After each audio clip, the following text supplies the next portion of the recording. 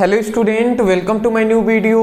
आज का वीडियो आप सभी के लिए बहुत ही ज़्यादा इंपॉर्टेंट है क्योंकि हमने आपको बता दिया है पहले ही कि आज आपका वन शॉट वीडियो की क्लास चलने वाली है जिसमें हम पढ़ने वाले हैं क्लास 12th केमिस्ट्री का तीसरा चैप्टर जो है रासायनिक बलगत की। इसका ये वन शॉट वीडियो है। इस चैप्टर के जितने भी इंपॉर्टेंट टॉपिक हैं उसको आज के इस वीडियो में हम कवर कराएंगे।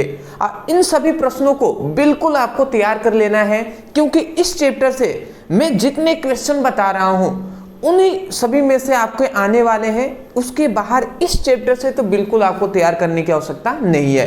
पूरी मतलब हम कह सकते हैं इस चैप्टर का निचोड़ आपको इस वीडियो में एक वीडियो में दिया जा रहा है, तो वीडियो को आराम से ध्यान से समझेंगे और देखने का प्रयास करेंगे। हाँ, एक और बात मैं कह दूं, जो भी स्टूडेंट कॉपी पेन लेकर नहीं बैठे हैं कॉपी पेन लेकर अच्छे से बैठ जाइए। अब सुकून से ध्यान से सुनते हुए चलेंगे जी। चलिए अब चलिए हम आगे बढ़ते हैं अपने पहले क्वेश्चन की ओर। देखिए यहाँ पे हमने लिख दिया रासायनिक बलगति के चैप्टर 3 है और क्लास 12th केमिस्ट्री है। अपना जो टॉपिक है स्टार्ट करने से पहले मैं आपको बता दूं ये चैप्टर 3 है। इससे पहले के 2 चैप्टर का आपको डिस्क्रिप्शन बॉक्स में केमिस्ट्री का एक लिंक मिलेगा, उस पर आप क्लिक कर लीजिएगा। वहां पर आपको चैप्टर 1 चैप्टर 2 का वीडियो मिल जाएंगे।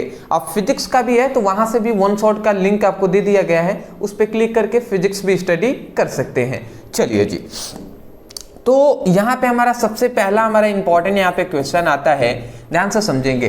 कह रहा है कि अभिक्रिया का तात्क्षणिक दर को परिभाषित कीजिए। देखिए अभिक्रिया का तात्क्षणिक दर क्या है? सिंपल सी बात है, अगर आपसे कह देता है कि अभिक्रिया का तात्क्षणिक दर को परिभाषित कीजिए या आपसे कह देता है कि अभिक्रिया के वेग को, या कह सकता है अभिक्रिया के औसत दर को, मतलब औसत दर क्या है, तो इस तरीके से ये दोनों क्वेश्चन पूछे जाते हैं। ये दोनों क्वेश्चन सेम ही है, थोड़ा सा बस डिफरेंट है, ठीक है ना, अदरवाइज सब सेम ही है। तो चलिए मैं आपको समझाता हूं कि ये सभी क्या हैं। देखिए यहाँ पे हमने सबसे पहले इस क्वेश्चन के आंसर लिखा है कि अभिक्रिया का दर कहे या अभिक्रिया का वेग कहे, दोनों बात एक ही है, कंफ्यूजन नहीं होनी चाहिए। पहली बात समझ गए। अब यहाँ पे हमने क्या लिखा हुआ है थोड़ा सा मैं पढ़ के सुना दे रहा हूँ, उसके बाद हम आगे बढ़ेंगे जी। कह रहा है कि एकांक समय में अभिकारकों या उत्पादों की सांद्रता में होने वाले परिवर्तन को अभिक्रिया का वेग या औसत दर कहते हैं। मतलब क्या है कि अगर मैं यहाँ से थोड़ा सा ऐसे तो याद नहीं होगा तो मैं आपको याद कराता हूँ। जैसे कि सपोज दैट ये एक रासायनिक अभिक्रिया है। मैं यहाँ पे लिख दे रहा हूँ, सपोज दैट ये एक रासायनिक अभिक्रिया है A plus B। A plus B ये दोनों मिलकर आपस में C प्लस D का निर्माण कर रहे हैं। ये एक रासायनिक अभिक्रिया है जिसमें A और B मिलकर CD का निर्माण कर रहे हैं, ठीक है ना। और ये क्या है? एक रासायनिक अभिक्रिया है, ठीक है जी। इतनी बात आप समझ गए हैं। अच्छा, इतनी बेसिक बात पता है कि इधर वाले को हम अभिकारक कहते हैं और इधर वाले को उत्पाद कहते हैं, ठीक ना। तो इसको हम क्या कहते हैं? अभिकारक। मैं नाम भी यहां पे लिख दे रहा हूं, अभिकारक। और इसको हम क्या कहते हैं? उत्पाद कहते हैं। या एक और बात मैं बता दूं, अभिकारक भी कहते हैं या इसे हम क्रिया कारक के नाम से भी जानते हैं। इसे हम क्या कहते हैं? प्रोडक्ट, मतलब उत्पाद कहते हैं या क्रिया फल के भी नाम से जानते हैं। इतनी बात समझ के अब यहाँ पे याद रखेंगे अभिक्रिया का जो दर है या जो वेग है इसका फॉर्मूला होता है, अभिक्रिया का दर या वेग का फॉर्मूला होता है R equal to del C by del T formula होता है। ये फॉर्मूला होता है जी। मतलब यहाँ पे सिंपल सा हमें यही बात बताया जाता है कि यदि हम T, जो T क्या है यहाँ पे समय है, ये C क्या है? C है कि अभिकारक की सांद्रता में कुछ परिवर्तन हो रहा है या उत्पाद की सांद्रता में कोई परिवर्तन हो रहा है, तो उन दोनों को हम डेल C से यहाँ पे दर्शाए हुए हैं। मतलब डेल C का मतलब क्या है कि अभिकारक या उत्पाद की सांद्रता में होने वाला परिवर्तन, सांद्रता में जो परिवर्तन हो रहा है वही परिवर्तन है, ठीक है ना। मतलब डेल C क्या है? अभिकारक या उत्पाद की सांद्रता में परिवर्तन है। और T क्या है? उन दोनों परिवर्तन के बीच लगा समय है। तो यहाँ पे सिंपल सी बात ये कहा जा रहा है कि यदि t इक्वल टू, ये बताइए ये t डेल t है, यदि सांद्रता को हम 1 ले लेते हैं, यदि जो समय है एकांक मतलब समय है उसको हमने 1 ले लिया है, 1 मतलब क्या है, एकांक ही तो है ना, 1 को एकांक या इकाई कहते हैं। तो यदि हमने समय को 1 ले लिया, एकांक ले लिया, तो उस समय पर जो ये डेल c होगा ना, उस समय पर डेल c होगा वो r के बराबर हो जाएगा। बराबर होगा कि नहीं होगा भैया, नीचे में 1 का तो कोई मतलब नहीं होता है, तो उस समय पे जो डेल c होगा वो r के बराबर होगा। r क्या है, अभिक्रिया का वेग है, और ये डेल c क्या है, अभिकारक या उत्पाद की सांद्रता में परिवर्तन है, यही ना है जी। तो हम परिभाषा वही कह रहे हैं। क्या हम कह रहे हैं, ध्यान से सुनेंगे, हम कह रहे हैं कि एकांक समय में, क्या हमने कहा, एकांक समय में अभिकारक या उत्पाद की सांद्रता में परिवर्तन को अभिक्रिया का वेग या दर कहते हैं। समझ में आया? अरे भैया ये क्या है, अभिकारक या उत्पाद, अभिकारक या उत्पाद की सांद्रता में परिवर्तन ही तो है ये डेल सी, और ये क्या है, वेग है, आर क्या है, वेग है, और ऊपर वाले ये क्या है, समय है। तो हम कह रहे हैं कि एकांक समय में अभिकारक या उत्पाद की सांद्रता में परिवर्तन को अभिक्रिया का वेग कहते हैं। सिंपल सा है, यहां से आपको समझ में आ जानी चाहिए। 2 बार हमने कह दिया, वही बात हमने लिखा है कि एकांक समय में अभिकारक या उत्पाद की सांद्रता में होने वाले परिवर्तन को अभिक्रिया का वेग या औसत दर कहते हैं। बात आप समझ गए ना? सिंपल सा एक बार और मैं बोल दे रहा हूं, अंतिम बार मैं बोल रहा हूं। देखिए यहाँ पे जो अगर t इक्वल टू 1 ले लेते हैं, तो जो अभिकारक या उत्पाद की सांद्रता में परिवर्तन है जो डेल c, ये r के बराबर हो जाएगा। तो हम यही कह रहे हैं कि एकांक समय में अभिकारक या उत्पाद की सांद्रता में होने वाले परिवर्तन को अभिक्रिया का दर या वेग कहते हैं। तो मैं आशा करता हूं अब आपको समझ में आ गया होगा। परिभाषा यहाँ पे लिखा हुआ है, आप लिख लीजिएगा भैया। जितना याद कराने का कोशिश मैंने किया, अदरवाइज इतने में तो याद हो जानी चाहिए, ठीक है ना। इसको मैं इरेज करते रहा हूं, आपको केवल इतना लिखना है, ये आप रिएक्शन लिखकर ये आप लिख देंगे, ठीक है ना। इतना आप लिख देंगे, ये फॉर्मूला आपका काम हो जाएगा, ठीक है ना। एक बात याद रखेंगे, इसका मात्रक, तो इसका मात्रक होता है mole litre inverse second inverse, ठीक है ना। तो ये बात याद रखेंगे, मात्रक क्या होता है, mole litre inverse second inverse होता है। किसका मात्रक, अभिक्रिया का वेग का। यहाँ पे कोई पूछ दे डेल सी क्या है, तो आप कहेंगे अभिकारक या उत्पाद की सांद्रता में होने वाले परिवर्तन है, और डेल टी क्या है, तो उन परिवर्तन के बीच लगा समय है, ठीक है ना। तो आप कह रहे हैं कि एकांक समय में अभिकारक या उत्पाद की सांद्रता में होने वाले परिवर्तन को अभिक्रिया का दर कहते हैं, ठीक है ना। इतनी बात समझ के अब देखिए, अब वही सेम टू सेम ये भी है, बट क्या है, ये एकांक समय में लिया जा रहा है, ठीक है ना। ये एक निश्चित क्षण, या हम कह सकते हैं कि बहुत ही निश्चित, हम कह सकते हैं सूक्ष्म क्षण के लिए लिया जा रहा है। तो यहाँ पे केवल ये कह दिया गया कि किसी निश्चित क्षण पर अभिकारक या उत्पाद की सांद्रता में होने वाले परिवर्तन को अभिक्रिया का ताक्षणिक वेग कहते हैं। तो यहाँ पे एकांक समय लिया गया है, यहाँ पे निश्चित क्षण लिया गया है। अगर हम दोनों देखें ना, तो दोनों बात एक ही है। बस मैं यहाँ पे ये भी आप अभिक्रिया के ताक्षणिक दर पर ये भी आप लिख सकते हैं, ठीक है ना। उससे कोई दिक्कत वाली बात नहीं है। क्यों? क्योंकि एकांक समय का मतलब भी एक है और निश्चित क्षण का मतलब भी एक ही है, ठीक है ना। उससे कोई दिक्कत वाली बात नहीं है। तो केवल आप एकांक समय के जगह पर निश्चित क्षण कह देंगे, तो ताक्षणिक दर आप लिख दीजिएगा। अगर एक अभिक्रिया का वेग कहे तो एकांक समय को लिख दीजिएगा कि एकांक समय में अभिकारक या उत्पाद की सांद्रता में होने वाले परिवर्तन को अभिक्रिया का औसत वेग कहते हैं। यदि ताक्षणिक दर कहे तो एक निश्चित क्षण पर अभिकारक या उत्पाद की सांद्रता में होने वाले परिवर्तन को अभिक्रिया का ताक्षणिक वेग या दर कहते हैं, ठीक है ना। इसके लिए भी यही फॉर्मूला लिख देंगे, उससे कोई दिक्कत नहीं है, यही फॉर्मूला इसका भी होगा, ठीक है ना। इतनी बात समझ गए हैं तो स्क्रीनशॉट लीजिए, आगे बढ़ेंगे। हाँ, मैं यहाँ पे लिख दूं क्या, R equal to del C by del T होगा, ठीक है ना, ये आप लिख लीजिएगा। एक और बात बता दूं, यहाँ पे डेल सी की जगह पर del X by del T भी लिखा जाता है, उससे कंफ्यूजन नहीं होना है। या तो आप ये फॉर्मूला लिखिए या आप लिख दीजिए R equal to D X by D T, ये भी आप लिख सकते हैं, इससे कोई दिक्कत वाली बात नहीं है। यहाँ पर भी x क्या है, तो भैया वही है अभिकारक या उत्पाद की सांद्रता में होने वाली परिवर्तन है, और डेल टी क्या है, डेल टी समय है, ठीक है ना। स्क्रीनशॉट लीजिए, आगे बढ़ेंगे।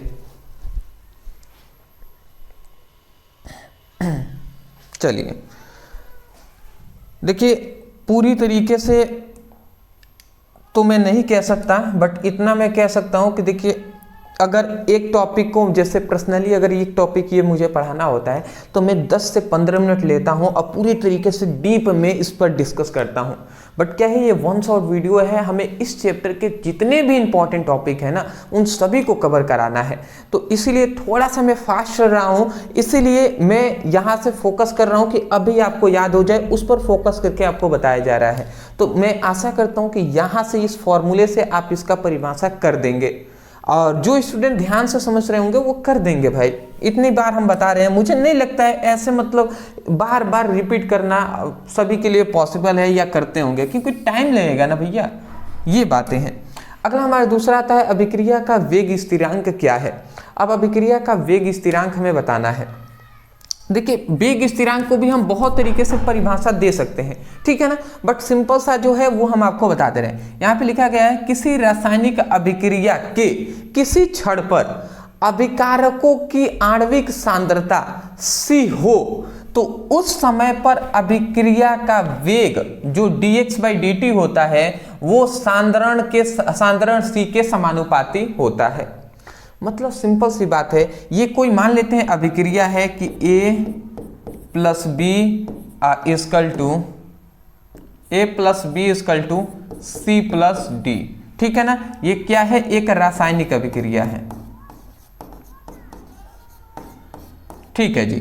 तो ये क्या है, एक रासायनिक हमारी ये अभिक्रिया है। तो यहाँ पे कह रहे हैं कि कोई रासायनिक अभिक्रिया है, यदि इसका सांद्रण को हम सांद्रता भी कह सकते हैं, उससे कंफ्यूजन नहीं होना है आपको। तो यदि कह रहा है कि कोई रासायनिक अभिक्रिया है तो किसी रासायनिक अभिक्रिया में किसी क्षण पर ये अभिकारक है, इतनी बात तो आपको पता है, ये अभिकारक है और ये क्या है, उत्पाद है।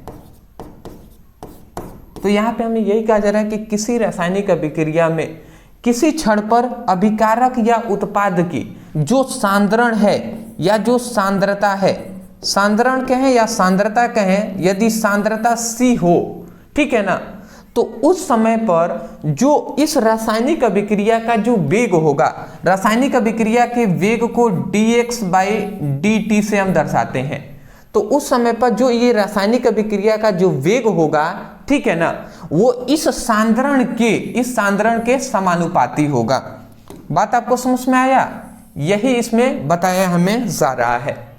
एक बार और मैं सुना दे रहा हूं आपको यही बात कहा जा रहा है कि किसी रासायनिक अभिक्रिया में किसी क्षण पर, कोई भी क्षण है, कोई भी समय, क्षण मतलब एक समय ही ना है जी, तो किसी समय पर, ठीक है, बट क्षण का मतलब होता है कि बहुत ही कम समय है, उसी को क्षण कहते हैं। तो यहाँ पे कह जाए किसी रासायनिक अभिक्रिया में किसी क्षण पर अभिकारक या उत्पाद की सांद्रता या सांद्रण C हो तो उस समय पर इस रासायनिक अभिक्रिया का जो दर होता है या जो वेग होता है वो सांद्रण के समानुपाती होता है। समझ में आ गया? वही बात हमने यहाँ पे लिखा है कि किसी रासायनिक अभिक्रिया के किसी क्षण पर अभिकारक का आणविक सांद्रता C हो, ये अभिकारक है या उत्पाद का भी हम कह सकते हैं, बट अभिकारक को भी आप लेकर चलेंगे तो कोई दिक्कत वाली बात नहीं है। तो अभिकारक की जो आणविक सांद्रता यदि C हो तो उस समय पर अभिक्रिया का जो वेग होता है, अभिक्रिया का वेग, ये जो है अभिक्रिया का वेग है, ये सांद्रण C के समानुपाती होता है, ठीक है। अच्छा, एक और बात मैं कह दूं, अभी आप सोच रहे होंगे कि सर यहाँ पे आपने अभी जो बताया कि अभिक्रिया के वेग को तो हमने यहाँ पे R से दर्शाया था, R equal to del C by del T होता है, और यहाँ पे आप लिख रहे हैं अभिक्रिया के वेग को dx बाई dt, तो ऐसा क्यों? तो भैया अभी हमने नीचे आपको बताया कि इसी को, ये इस फॉर्मूले को आप ऐसे भी लिख सकते हैं, R = dx/dt भी लिख सकते हैं। क्यों?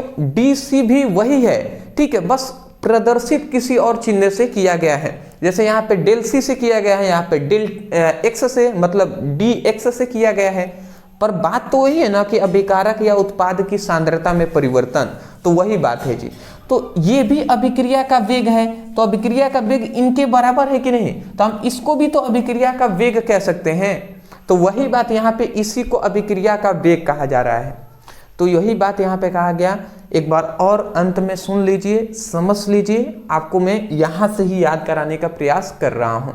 आप कहेंगे कि किसी रासायनिक अभिक्रिया पर, मतलब किसी रासायनिक अभिक्रिया के किसी क्षण पर, किसी रासायनिक अभिक्रिया के किसी क्षण पर अभिकारक के आणविक सांद्रण यदि C हो तो उस समय अभिक्रिया का वेग सांद्रण के समानुपाती होता है। बात समझ गए? तो मैं आशा करता हूं कि यहां से समझ में आ गया होगा। तो ये बहुत ही सिंपल सा है, इसको आप अगर समझ लेते हैं तो मुझे लगता है इससे ज़्यादा मतलब आसान मुझे नहीं लगता है कि जल्दी आपको समझ में आने वाला है, ठीक है ना। तो इसका आप चाहें तो स्क्रीनशॉट ले सकते हैं, ठीक है ना। हाँ, एक और बात मैं बता दूं, देखिए यहाँ पे अगर ये dx/dt है, ठीक है ना, dx/dt जो है ये समानुपाती का चिन्ह हटता है, इक्वल का चिन्ह आता है, तो यहाँ पे एक नियतांक आता है जो है k/c, ठीक है ना। अब यहाँ पे जो वैज्ञानिक हैं वो क्या करते हैं कि ये जो c है ना, हमें ये c दिखाई दे रहा है, उसका सांद्रण, ये c क्या है, सांद्रण है या सांद्रता है, ठीक है ना। सांद्रण या सांद्रता आप कह सकते हैं, उससे कंफ्यूजन नहीं होनी चाहिए। तो जो C है उसका मान यदि हम 1 ले लेते हैं तो उस समय पर क्या हो जाएगा, dx/dt जो होगा वो k के बराबर हो जाएगा, क्योंकि k × 1 लिखेंगे और 1 k में गुणा होगा तो 1 ही ना आएगा जी, उसीलिए हम ऐसा लिख देते हैं, ठीक है जी। तो ये हमारा फॉर्मूला मिला जो है dx/dt = क्या मिल गया, k मिल गया, ठीक है ना। अब यहाँ पे जो ये k है ना, यही k क्या है, अभिक्रिया का वेग स्थिरांक है, मतलब ये क्या है, k वेग स्थिरांक है, ठीक है ना। तो एक और बात आपको पता चल गया कि कोई भी रासायनिक अभिक्रिया है उसका जो वेग स्थिरांक होता है ना, वो अभिक्रिया के वेग के बराबर होता है कि नहीं। देखिए ये अभिक्रिया का वेग ही तो है। अब अभिक्रिया के वेग को या तो हम r से दर्शा दें या हम dx/dt से दर्शा दें, दोनों तो बात एक ही है ना जी। तो देखिए तब हम यहाँ पे ये भी हम लिख सकते हैं कि क्या है, जो अभिक्रिया का वेग है या जो दर है यही ना है जी, dx/dt r के बराबर होता है, वो किसके बराबर है, वो k के बराबर होता है, ये हम कह सकते हैं। तो ये भी बात आप याद रखेंगे। चलिए जी, एक बार और मैं परिभाषा को अंत में बोल दे रहा हूं, उसको सुन लीजिए, समझ लीजिए, फिर हम आगे बढ़ेंगे। कह रहा है कि किसी रासायनिक अभिक्रिया के किसी क्षण पर अभिकारक के आणविक सांद्रण यदि C हो तो उस समय उस रासायनिक अभिक्रिया का वेग सांद्रण के समानुपाती होता है। अब वही बात यहाँ पे लिखा गया है, इसको पढ़ लीजिए, या जो हमने कहा वैसे आप सेम टू सेम लिख देंगे, आपका काम कंप्लीट होता है। फिर ये रिएक्शन लिखेंगे आप एग्जाम में, फिर इसके बाद रिएक्शन लिखने के बाद आप नीचे यहाँ से ये फॉर्मूला लिखकर यहाँ तक आप सॉल्व कर देंगे, आपका काम कंप्लीट होता है, ठीक है ना।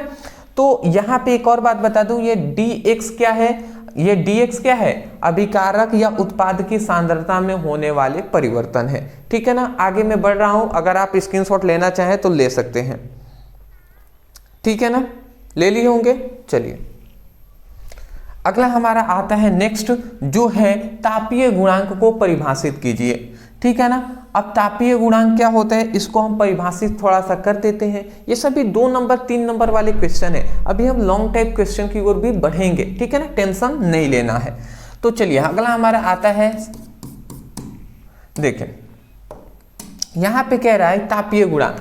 तो तापीय गुणांक में देखिए हमसे क्या एक पॉइंट्स कह दिया, यहाँ पे हमें एक पॉइंट कह रहा है कि किसी अभिक्रिया के दो तापों के 10 डिग्री सेल्सियस, यहाँ पे कह रहा है कि दो तापों के 10 डिग्री सेल्सियस के अंतराल, कह रहा है ना 10 डिग्री सेल्सियस के अंतराल पर वेग स्थिरांक का जो अनुपात होता है वो तापीय गुणांक कहलाता है। मतलब क्या है कि कोई भी अभिक्रिया है उसमें जो दो ताप हैं उसमें 10 डिग्री सेल्सियस का क्या होना चाहिए, अंतराल होना चाहिए। ठीक है ना। जैसे इसका अगर मैं आपको कह दूं कि तापीय गुणांक का फॉर्मूला, तो तापीय गुणांक का फॉर्मूला होता है कि याद रखेंगे 35 डिग्री सेल्सियस पर वेग स्थिरांक, 35 डिग्री सेल्सियस पर क्या होता है वेग स्थिरांक, और 25 डिग्री सेल्सियस पर, ठीक है ना, वेग स्थिरांक। तो और क्या हो जाएगा 25 डिग्री सेल्सियस ताप पर वेग स्थिरांक।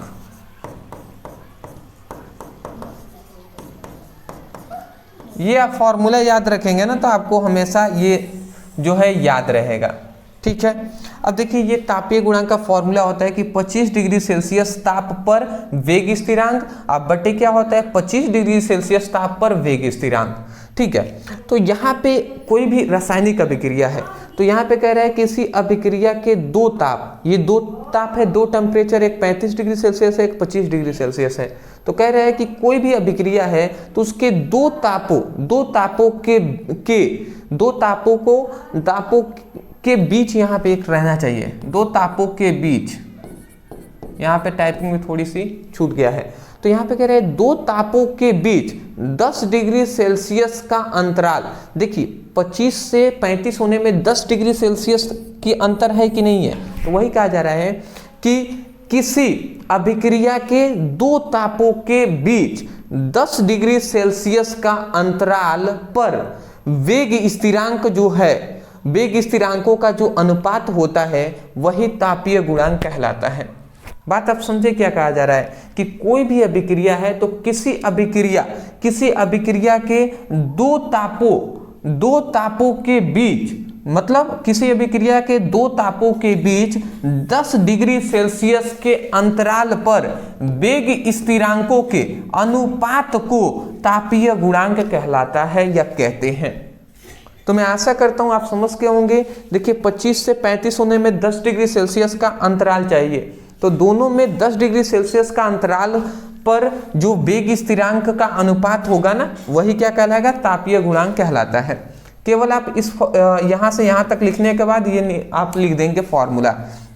एक बार और बात याद रखेंगे, साधारणतः ये दोनों ताप 25 डिग्री सेल्सियस तथा 35 डिग्री सेल्सियस के लिए लिया जाता है। मतलब नॉर्मली ये 25 डिग्री सेल्सियस और 35 डिग्री सेल्सियस ही लिया जाता है तापीय गुणांक के लिए। ठीक है ना। तो केवल आप इतना लिख देंगे काफी है जी। मैं इसको इरेज कर दे रहा हूं। ठीक है। आप क्या करेंगे, ये आप लिखने के बाद ये आप फॉर्मूला लिख दीजिएगा, काफी है, इतना काम हो जाएगा, बहुत है। चलिए स्क्रीनशॉट लेंगे, ले लीजिए।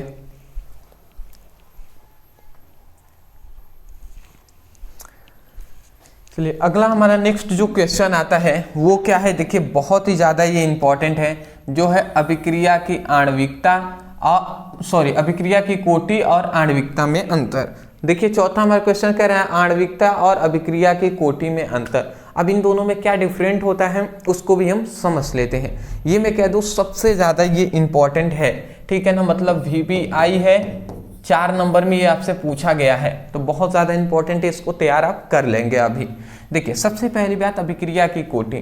तो याद रखेंगे कि जो अभिक्रिया का कोटि होता है ये प्रयोगों द्वारा ज्ञात किया जाता है। मतलब अभिक्रिया की कोटि क्या है, जो लैब होता है, जो प्रयोगशाला होता है, वहां पर हम इसको प्राप्त करते हैं। आणविकता क्या है, तो आणविकता याद रखेंगे ये एक क्या है, क्रिया विधि द्वारा हम प्राप्त करते हैं। इसको हम क्रिया विधि द्वारा प्राप्त करेंगे, क्यों, क्योंकि ये एक सिद्धांतिक मान्य होता है, इसको मान लिया जाता है, ठीक है ना। तो आणविकता क्या है, एक क्रिया विधि द्वारा प्राप्त करते हैं आणविकता को, और जो अभिक्रिया की कोटि है उसे प्रयोगों द्वारा मतलब लैब में हम उसको प्राप्त करते हैं, ठीक है। दूसरा बात हमें यहाँ पे कहा गया कि यह एक प्रायोगिक मान होता है, बिल्कुल सही बात, क्योंकि प्रयोग हम करते हैं लैब में तब हमें मिलता है। और यह एक सैद्धांतिक मान्य होता है जिसके वैज्ञानिक ये मान लिए कि ये भैया है तो ये है, ठीक है ना। तो वही है आणविकता, एक क्या है, एक सैद्धांतिक मान है, ठीक है ना। अगला हमारा तीसरा अंतर ये होता है कि जो अभिक्रिया की कोटि होती है, ठीक है ना, जो कोटि होती है वो शून्य, पूर्णांक, धनात्मक, ऋणात्मक तथा भिन्नात्मक हो सकती है। शून्य मतलब अभिक्रिया की कोटि 0 हो सकता है, ठीक है ना, अभिक्रिया की कोटि 0 हो सकता है। पूर्णांक मतलब 1 2 3 4 ऐसे हो सकते हैं। धनात्मक मतलब +1 हो सकता है, +2 हो सकता है, +3 हो सकता है। ऋणात्मक मतलब -1 -2 भी हो सकता है। भिन्नात्मक का मतलब कि आणविकता 1/2 भी हो सकता है, 3/4 भी हो सकता है। तो इस तरीके से आणविकता हो सकती है इसका मान, परंतु जो कोटि का मान ये हो सकता है, परंतु जो आणविकता है ना, आणविकता शून्य, ऋणात्मक, भिन्नात्मक नहीं हो सकता। मतलब जो आणविकता है वो कभी भी आणविकता जो है ना वो शून्य नहीं होगा, ठीक है, फिर से ऋणात्मक नहीं होगा जैसे -1 -2 नहीं होगा, फिर से भिन्नात्मक भी नहीं होगा जैसे 1/2। तो इस तरीके से वो नहीं होगा, ठीक है ना। तो वही कहा जा रहा है आणविकता शून्य, ऋणात्मक, भिन्नात्मक नहीं हो सकता। तो आशा करता हूं इतनी बात समझ के होंगे, ठीक है जी। अगला हमारा नेक्स्ट जो क्वेश्चन यहाँ पे कह रहा है, नेक्स्ट हमारा जो अगला पॉइंट्स है कि जो कोटि होती है, कोटि सरल व जटिल दोनों अभिक्रियाओं का ज्ञात किया जा सकता है। अब देखिए बहुत सारी अभिक्रियाएं हैं जो जटिल अभिक्रियाएं होती हैं और बहुत सारी अभिक्रियाएं हैं जो सरल अभिक्रियाएं होती हैं, ठीक है ना। अब सरल अभिक्रिया, जटिल अभिक्रिया, ये सब हमने क्लास 10th में डिस्कस कर लिया है, ठीक है ना। तो याद रखेंगे कि जो कोटि होता है वो सरल और जटिल दोनों प्रकार की अभिक्रियाओं को हम ज्ञात कर सकते हैं, परंतु जो आणविकता है ना, तो आणविकता किसी सरल अभिक्रिया की ही ज्ञात की जा सकती है। मतलब कोटि हम जटिल अभिक्रियाओं का भी ज्ञात कर सकते हैं और सरल अभिक्रियाओं का भी ज्ञात कर सकते हैं, पर आणविकता हम केवल सरल अभिक्रियाओं का ही ज्ञात कर सकते हैं, परंतु जटिल जो अभिक्रियाएं होती हैं, जटिल अभिक्रियाओं की जो कोटि है उसको ज्ञात हम नहीं कर सकते। मतलब जटिल अभिक्रियाओं की जो आणविकता है वो हम ज्ञात नहीं कर सकते, जबकि कोटि में जटिल और सरल दोनों को ज्ञात कर सकते हैं। आशा करता हूं आप समझ गए होंगे। अगला हमारा नेक्स्ट जो आता है कि जो कोटि होता है, कोटि अभिक्रिया के वेग और अभिकारकों की सांद्रता के बीच संबंध बताता है। मतलब जो कोटि होता है वो अभिक्रिया के वेग, अभिक्रिया का वेग होता है जिसे हम R से प्रदर्शित करते हैं। तो कोटि जो होता है वो अभिक्रिया के वेग तथा अभिकारकों की सांद्रता, अभिकारकों की जो सांद्रता है वो है C। तो देखिए जो कोटि होता है वो अभिक्रिया का वेग तथा अभिकारकों की सांद्रता, इन दोनों के बीच क्या बताता है, संबंध बताता है, रिलेशन बताता है। तो इतनी बात मैं आशा करता हूं आप समझ गए होंगे। अगला यहाँ पे कहा जा रहा है कि आणविकता किसी अभिक्रिया के विशिष्ट पदों में भाग लेने वाले अणुओं की संख्या को बताता है। मतलब सिंपल वे में कहें तो आणविकता हमें ये बताता है कि कोई भी अभिक्रिया है, कोई भी अभिक्रिया है तो उसमें कितने अणु भाग लिए हैं। मतलब अणुओं की संख्या बताता है कि इस अभिक्रिया में 7 अणु भाग लिए हैं या 5 अणु भाग लिए हैं, ये उनकी अणुओं की संख्या बताएगा। ये कोटि जो होता है वो अभिकारकों की अभिक्रिया, मतलब अभिक्रिया के वेग और अभिकारकों की सांद्रता में संबंध बताता है। तो ये हुआ इन दोनों में डिफरेंट, जो कि हमने यहाँ पे बताने का आपको प्रयास किया है। अदरवाइज सबसे पहले तो आप इसका स्क्रीनशॉट लेंगे, ये बहुत ही ज़्यादा इंपॉर्टेंट है और मैं नहीं चाहता कि आप इसको भूल कर भी छोड़ें, ठीक है ना। तो इसको स्क्रीनशॉट पहले आप ले लीजिए।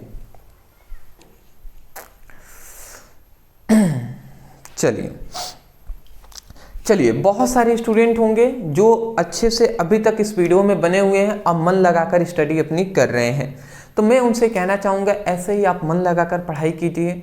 देखिए 2-3 बातें हैं जो मैं आपसे कहना चाहूँगा। बात यह है सबसे पहली बात कि बहुत सारे स्टूडेंट हैं जो मन लगा कर तो पढ़ाई कर रहे हैं हमसे, तो उनके लिए तो अच्छी बात है। और बहुत सारे स्टूडेंट हल्के में ले रहे हैं, जैसे मैं ये क्वेश्चन करा रहा हूँ, अब बहुत सारे स्टूडेंट हैं जो इसको हल्के में ले रहे हैं, तो उनके लिए मैं यही कहूँगा कि भैया बहुत ही मतलब एक तरह से हम ये कह सकते हैं ना कि हल्के में आज आप ले रहे हैं, बट आगे आपको ही कष्ट होगा, आपको ही दुख होगा जब आप एग्ज़ाम में बैठेंगे और नहीं आएगा। तो मैं दिल से चाहता हूं कि आप एग्ज़ाम में जाएं और अच्छे नंबर से पास हो, एग्ज़ाम में अच्छे तरीके से सभी क्वेश्चन को सॉल्व करें। तो इसलिए मैं कहूँगा मन लगा कर पढ़ाई कीजिए। हाँ, एक और बात है कि बहुत सारे स्टूडेंट हैं जिन्होंने हमारी जो जो हमारी केमिस्ट्री है, केमिस्ट्री का PDF नोट्स लिए हैं, ठीक है ना। तो आपको मैं बता दूं कि केमिस्ट्री का आपका 10 चैप्टर है टोटल और फिजिक्स का आपका 14 चैप्टर है। देखिए इसमें आवश्यक जो सूचना है वो मैं आपको बताना चाहूँगा, इसके आपके 14 चैप्टर हैं, मतलब टोटल देखें तो हम 24 चैप्टरों का आपको नोट्स प्रोवाइड कर रहे थे। तो 24 चैप्टरों का चैप्टर वाइज जितने भी VBI, सबसे पहले तो जितने भी chapter wise VBI important question answer है, क्वेश्चन प्लस आंसर, वो हम आपको दे रहे थे। उसके साथ साथ आपको क्या मिल रहा था कि फिजिक्स के 100 इंपॉर्टेंट ऑब्जेक्टिव और केमिस्ट्री के 100 इंपॉर्टेंट ऑब्जेक्टिव क्वेश्चन हम दे रहे थे आपको, ठीक है ना। देखिए ये आवश्यक सूचनाएं हैं। अभी मैं आपको एक और बात बताऊंगा इसमें क्या आवश्यक है, ये आपको पता चल गया। इंपॉर्टेंट जो रिएक्शन है, ठीक है ना, वो आपको इंपॉर्टेंट जो महत्वपूर्ण अभिक्रियाएं हैं, जैसे कि क्या होता है जब, क्या होता है जब, ये एक होता है, कैसे प्राप्त करेंगे, ठीक है, ये होता है। और एक नेमिंग रिएक्शन होता है, नाम वाली रिएक्शन, जैसे कि केनिजारो अभिक्रिया हो गया, रीमर टीमन अभिक्रिया हो गया, एल्डोल संगणन हो गया, ठीक है ना, सेंडमेयर अभिक्रिया हो गया, तो ये हो गया। फिर से इंपॉर्टेंट जो आपके न्यूमेरिकल हैं उसका आपको PDF दिया जा रहा था। तो ये सब कुछ ओनली मैं आपको बता दूं तो केमिस्ट्री का यदि ओनली लेते थे तो 99 में पड़ रहा था, फिजिक्स का भी लेते थे तो 99 में पड़ रहा था। और यदि आप दोनों लेते हैं, दोनों पर यही डिस्काउंट था कि 149 में आपको दोनों ये मिल जाएंगे, फिजिक्स और केमिस्ट्री दोनों 149 में दिया जा रहा था। मैं आपको बता दूं सबसे पहली बात, ये सभी हैंड रिटेन नोट्स मैंने खुद बनाया है और ये मैं प्रोवाइड कर रहा हूं। अब लगभग बहुत सारे स्टूडेंटों ने ले लिया है, तो जो स्टूडेंट लिए हैं ना खासकर उन्हीं के लिए है, उनके लिए मैं आपको बता दूं हैंड रिटेन नोट्स है। तो मैंने अभी टाइपिंग नोट्स पूरी तरीके से कंप्लीटली बना दिया है, मैंने खुद नहीं बनवाया है, मैंने किसी से बनवाया है। जो मैंने अपना नोट्स बनाया था ना हैंड रिटेन, उसको टाइपिंग करा दिया है हमने। तो थोड़ा से पैसे मुझे थोड़ा ज़्यादा मतलब लगे, बट कोई नहीं, आपके लिए टाइपिंग नोट्स हमने बना दिया है। तो मैं यही कहूँगा कि ओनली आपको मैं आपको बता दूं, जो भी स्टूडेंट नोट्स हमारी परचेज कर लिए हैं पहले से, तो उनको मैं बता दूं अगर वो केवल केमिस्ट्री का नोट्स लिए हैं तो ओनली उनको मतलब 19 रुपए में आपको फिर से टाइपिंग का नोट्स आपको दे दिया जाएगा। आप फिजिक्स और केमिस्ट्री मतलब कोई एक अगर लेंगे तो 19 रुपए में मिल जाएंगे, और दोनों यदि लेते हैं तो ओनली 29 रुपए में आपको फिजिक्स और केमिस्ट्री दोनों का नोट्स दिया जाएगा। याद रखेंगे, जो पहले नोट्स लिए हैं उनके लिए मैं बता रहा हूं, और जो स्टूडेंट अब लेना चाहते हैं ओनली 149 रुपए है। आप नोट्स लेने के लिए नीचे दिए गए व्हाट्सएप नंबर पे मैसेज कीजिए, PDF नोट्स है व्हाट्सएप पे ही आपको सेंड किए जाएंगे, ठीक है ना। मैं आपको बता दूं इस नोट से 100% आपको इसी नोट से मिलने वाले हैं सभी प्रश्न, ठीक है ना। बट एक बात विशेषकर याद रखेंगे, जो भी स्टूडेंट नोट्स ले रहे हैं या लिए हुए हैं, कि जो न्यूमेरिकल है ना उसको नोट्स से ज्यादा आपको पढ़ना चाहिए वीडियो से, क्योंकि वीडियो से आपको सबसे पहले समझेंगे। क्योंकि न्यूमेरिकल आप बुक्स में भी देख सकते हैं, बट न्यूमेरिकल बुक से समझ में नहीं आएगा ना। उसी प्रकार PDF भले ही आपको दे दिया जाएगा न्यूमेरिकल का, बट आपको क्या करना पड़ेगा, आपको वीडियो से ही न्यूमेरिकल स्टडी करना है और प्रैक्टिस अपनी करनी है। तो इतनी बात समझ गए हैं। व्हाट्सएप नीचे नंबर है, आप मैसेज कीजिए और नोट्स ले लीजिए। जो स्टूडेंट पहले से लिए हुए हैं ओनली 29 रुपए है, आप पे करके अपने फिजिक्स और केमिस्ट्री दोनों 24 चैप्टरों का नोट्स आप अपना ले लीजिएगा टाइपिंग वाला, ठीक है। चलिए जी, इतना सुनने के लिए सबसे पहले मैं दिल से आपसे शुक्रिया गुजारिश, मतलब यही मैं कहूँगा कि भैया अच्छी बात है आपने सुन लिया तो, ठीक है ना। क्योंकि ये मतलब आप ही के लिए था। और सबसे पहली बात, बहुत सारे स्टूडेंट ये भी कहते हैं ना कि सर क्यों आप पैसे ले रहे हैं, ऐसा वैसा। तो भैया मेरा केवल यूट्यूब ही है जिससे मुझे थोड़ी बहुत जो भी इनकम हो रही है वो हो रही है। तो यूट्यूब से आप कह रहे होंगे कि लाखों कमा रहे हैं भैया, तो ऐसा कुछ नहीं है, बहुत ही मिनिमम मतलब मिलता है हम लोग को। आपको नहीं पता होगा, 5 से 6 हज़ार स्टूडेंट देखेंगे ना तब $1 मिलेगा 83, ठीक है ना, 83 to 85 रुपये मिलेगा, ठीक है। 4 से 5 हज़ार लड़के देखेंगे तो कैसे हम लोग कमाते हैं इतना। आपको तो लग रहा होगा कि भैया बहुत ही कमाते हैं। तो ये बातें हैं जी। अदरवाइज टाइपिंग कराने में भी पैसे लगते हैं, ठीक है। आप पता कर लीजिएगा अपनी दुकान पे जाकर, अगर पास में हो, कि एक पेज का टाइपिंग का कितना रुपए लगता है। एक पेज का ओनली भैया मतलब 25 रुपये 30 रुपये मांग रहे हैं। तो आप सोच सकते हैं कितने रुपए। अगर मान लेते हैं 100 पेज का केमिस्ट्री हो गया, 100 पेज का अगर फिजिक्स हो गया, ठीक है ना। अदरवाइज मैं कह रहा हूँ ऊपर ही है, बट अगर 100 पेज का भी हो गया तो कितने रुपए होंगे। चलिए कोई नहीं, जिनको समझना है वो समझ जाएंगे। चलिए, मैंने आपका समय लिया, इसके लिए दिल से मैं माफ़ी चाहता हूँ, ठीक है। आपको बुरा लग रहा होगा कि क्या बता रहे हैं आप। चलिए टॉपिक पढ़ाइए। चलिए अगला आता है शून्य कोटि की अभिक्रिया से आप क्या समझते हैं, उदाहरण सहित समझाइए, ठीक है ना। तो देखिए, एक शून्य कोटि की अभिक्रिया हमसे परिभाषा पूछ दिया, फिर से उदाहरण भी हमें दे देना है। उसके बाद इसी में हमसे एक और क्वेश्चन इसको ना पूछकर ये पूछ देता है कि शून्य कोटि की अभिक्रिया के 4 प्रमुख लक्षण लिखिए। तो चलिए जी, हम इन दोनों को देख लेते हैं। शून्य कोटि की अभिक्रिया क्या होता है समझिएगा। यहाँ पे कह रहा है कि ऐसी रासायनिक अभिक्रिया जिसका वेग अभिकारकों की सांद्रता के शून्य घात पर निर्भर होता है, उसे शून्य कोटि की अभिक्रिया हम कहते हैं। अब देखिए यहाँ पे ये बात बताया गया कि कोई भी रासायनिक अभिक्रिया है तो उसका जो वेग होता है वो अभिकारकों की सांद्रता के शून्य घात पर निर्भर करता है, उसे शून्य कोटि की अभिक्रिया कहते हैं। बट ऐसे तो याद आपको नहीं ना होगा जी, हमें याद कराना है तो ध्यान से समझेंगे। सपोज डेट, अब यहाँ पे फोकस कीजिएगा। सपोज डेट ये एक अभिक्रिया है जो है R=P, ये रिएक्टेंट है, ये प्रोडक्ट है, मतलब ये अभिकारक है, ये उत्पाद है। नाम भी मैं लिख दूं, ये है अभिकारक,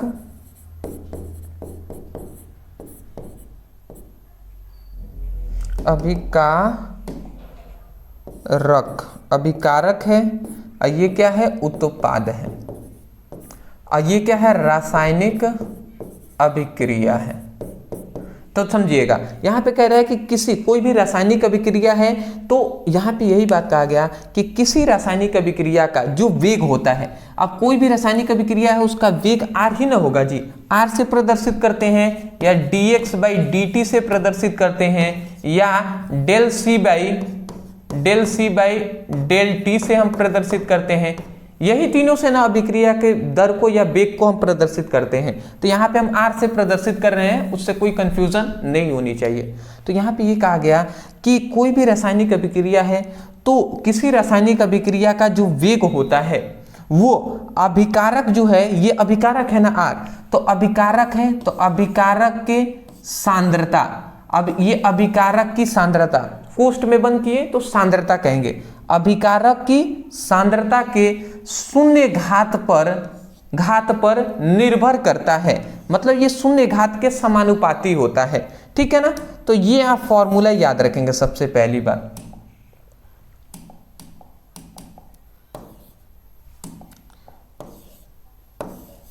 ठीक है ना, ये आप फॉर्मूला याद रखेंगे।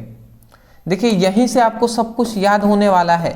देखिए हम क्या कह रहे हैं, ये कोई रासायनिक अभिक्रिया है, तो किसी रासायनिक अभिक्रिया, मतलब कोई भी रासायनिक अभिक्रिया है तो किसी रासायनिक अभिक्रिया का जो वेग होता है वो अभिकारकों की सांद्रता के शून्य घात के समानुपाती होता है, ठीक है। ये भी आप बोल सकते हैं। एक और बात मैं बता दूं, देखिए ये जो है ये R क्या है, अभिकारक है, ये हम जान गए। ये कोष्ठ में बंद कर रहे हैं तो इसे हम सांद्रता कहते हैं, और जीरो क्या है, घात ही न है, ये जीरो, ठीक है, और ये समानुपाती का चिन्ह है, ठीक है ना। इस बात को आप याद रखेंगे। अब देखिए यहां पर, देखिए यहाँ पे निर्भर करने का मतलब, यहाँ पे हम समानुपाती बोल रहे थे, बट यहाँ पे निर्भर कह रहा है ना कि ऐसी रासायनिक अभिक्रिया जिसका वेग अभिकारकों की सांद्रता के शून्य घात पर निर्भर करता है। अभिकारकों की सांद्रता के शून्य घात पर निर्भर करता है। हम कह रहे हैं समानुपाती होता है। दोनों का मतलब एक ही है, निर्भर भी लिख सकते हैं या समानुपाती भी लिख सकते हैं। क्यों? निर्भर करने का मतलब है यदि हम अभिक्रिया का दर या वेग को बढ़ाएंगे तो समानुपाती का मतलब भी यही होता है कि जो अभिकारकों की सांद्रता का जो शून्य घात है ये भी बढ़ेगा, और यदि हम इसके मान को घटाएंगे ना तो इसका भी मान घटेगा। यही तो निर्भर होने का मतलब तो यही ना होता है जी, कि यदि ये बढ़ेगा तो ये भी बढ़ेगा, और ये आर घटेगा तो ये जो कैपिटल आर है जो अभिकारक की सांद्रता है ये भी घटेगी।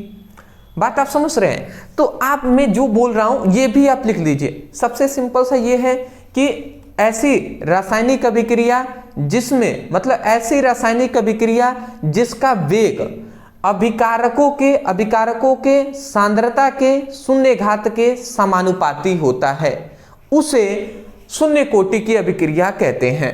इतनी बात बोल देंगे कि नहीं? या आप सिंपल सा समानुपाती नहीं कह सकते तो आप कह दीजिएगा शून्य घात पर निर्भर करता है उसे शून्य कोटि की अभिक्रिया कहते हैं। मैं आशा करता हूं कि इतना तो आप कर ही सकते हैं, ठीक है ना? इतना तो आप कर ही सकते हैं। चलिए जी, अब मैं इसको थोड़ा सा ये अब इरेज कर दे रहा हूं, ठीक है। इतना लिखने के बाद मैं आपको बता दूं ये जो आर है, अब देखिए समानुपाती का चिन्ह हटता है, इक्वल का चिन्ह आता है, तो यहाँ पे के एक नियतांक आता है। अब फिर से ये आर 0 है तो आर 0 हमने लिख दिया। अब कोई भी हम जानते हैं कि किसी भी अंक के ऊपर अगर 0 हो, घात 0 हो, तो उसका मान क्या होता है? 1 होता है। मतलब ये कोई संख्या है, इसके ऊपर अगर 0 है ना तो उसका मान क्या होता है? उसका मान होता है 1, ठीक है? इस बात को याद रखेंगे।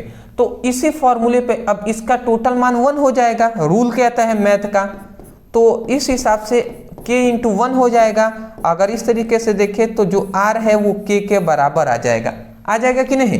तो बिल्कुल आ जाएगा। तो अब यहाँ पे जो ये क्या है? r क्या है? वेग है, अभिक्रिया का वेग है। ये अभिक्रिया है तो उसका वेग है r, और ये k क्या है? वेग स्थिरांक है। तो इतना हमें इससे क्या पता चला? इससे हमें ये पता चला कि शून्य कोटि की अभिक्रिया में अभिक्रिया का जो वेग होता है वो अभिक्रिया के वेग स्थिरांक के बराबर होता है, ठीक है ना? तो इतनी बात समझ के आपको सबसे पहले ये परिभाषा लिखना है, जो एक बार यहाँ से हमारा अंतिम बार सुन लीजिए। आप कहेंगे कि मतलब आप क्या कहेंगे कि ऐसी रासायनिक अभिक्रिया जिसका वेग अभिकारक के सांद्रता के शून्य घात के समानुपाती होता है उसे शून्य कोटि की अभिक्रिया कहते हैं। तो ये आप परिभाषा लिखने के बाद ये आप R=P लिखकर उसके बाद ये फॉर्मूला लिखेंगे, फिर से जस्ट इसी के नीचे ये आप लाइन लिख देंगे, आपका काम कंप्लीट होता है, ठीक है ना? तो ये हमारा सबसे पहले शून्य कोटि की अभिक्रिया के लिए हमने यहाँ पे लिख दिया है। अब देखिए, अब एक और चीज यहाँ पे हमें कह रहा है कि उदाहरण सहित समझाना है, तो उदाहरण भी हम थोड़ा सा यहाँ पे जान लेते हैं, क्योंकि उदाहरण भी हमें लिखना है। तो यहाँ पे हम लिख देते हैं उदाहरण, मैं यहाँ पे लिख दे रहा हूं। देखिए, अगर हम यहाँ पे Cl प्लस मतलब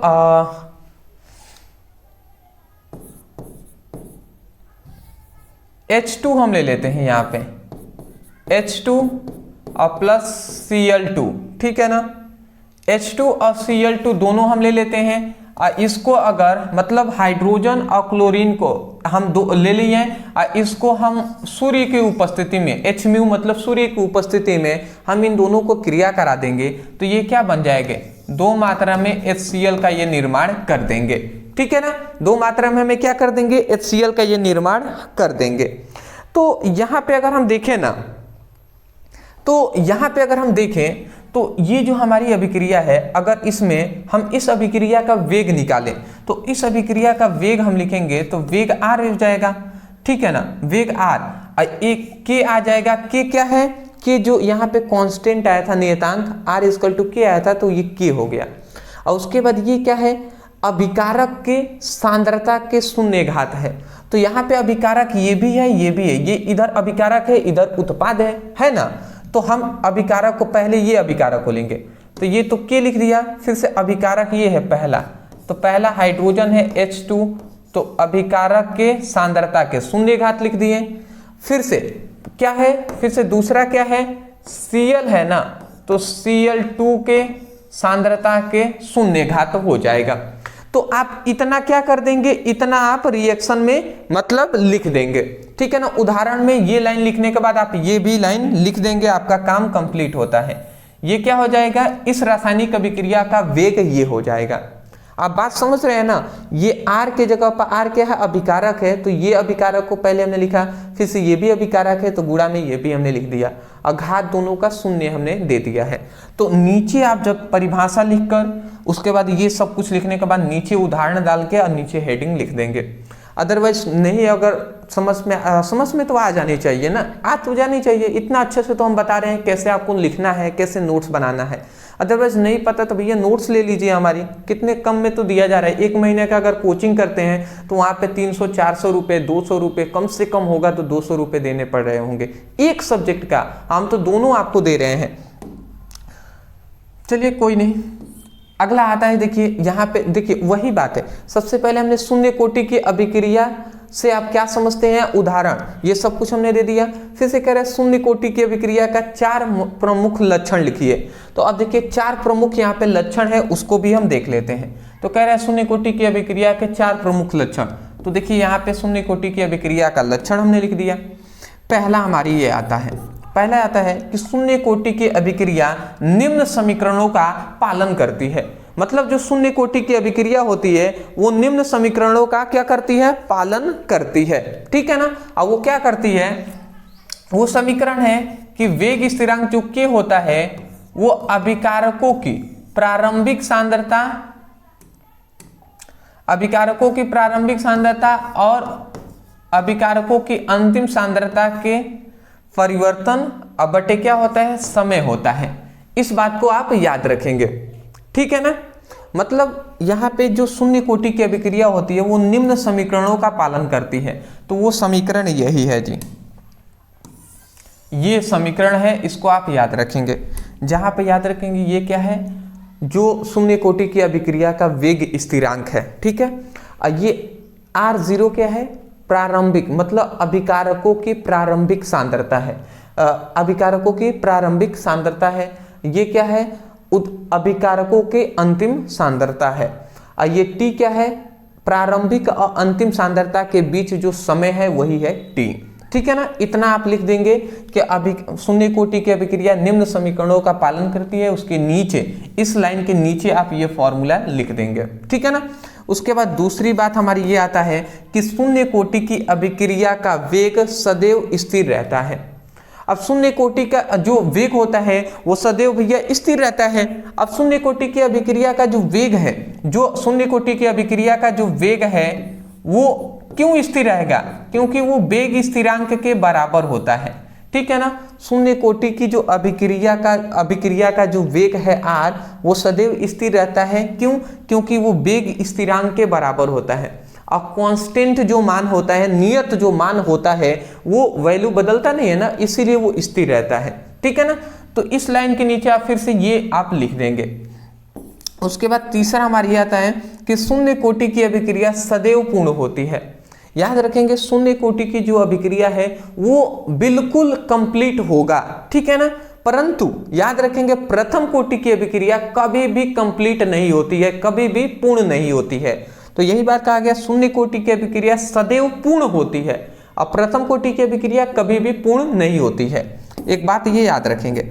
अगला आता है कि शून्य कोटि की अभिक्रिया का अर्ध आयुकाल टी हाफ, जो अर्ध आयुकाल टी हाफ होता है वो अभिक्रिया के प्रारंभिक सांद्रता के समानुपाती होता है, ठीक है ना। अभिक्रिया का जो प्रारंभिक सांद्रता होता है उसके क्या होता है, समानुपाती होता है, ठीक है ना। तो देखिए मतलब यहाँ पे प्रथम शून्य कोटि की अभिक्रिया का जो अर्ध आयुकाल है टी हाफ है ना, वो किसके समानुपाती होता है, तो यहाँ पे कह रहा है कि अभिक्रिया के प्रारंभिक सांद्रता जो है A के समानुपाती होता है। प्रारंभिक सांद्रता, तो देखिए अगर हम इस अभी तक जितना पढ़ा तो हमने बताया ना कि ये क्या है, अभिकारक की प्रारंभिक सांद्रता है, ये क्या है, अभिकारक की अंतिम सांद्रता।